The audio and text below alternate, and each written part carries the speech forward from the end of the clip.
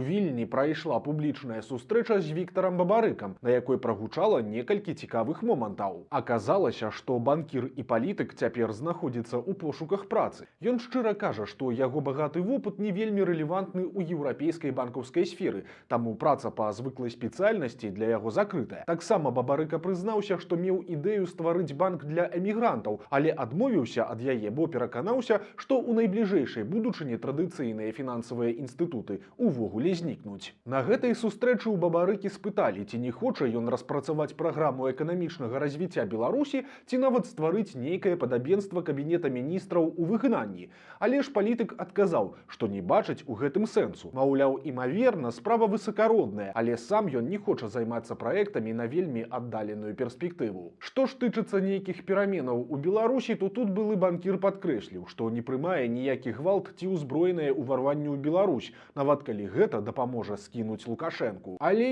ёсць і добрыя навіны, бо аказалася, што нядаўна ў Віктара Бабарыкі нарадзіўся ўнук. У яго дачкі Марыі, якая жыве ў Аўстраліі, нарадзіўся хлопчык, якога назвалі Леа Віктар. Віктар, дарэчы, у гонар дзеда.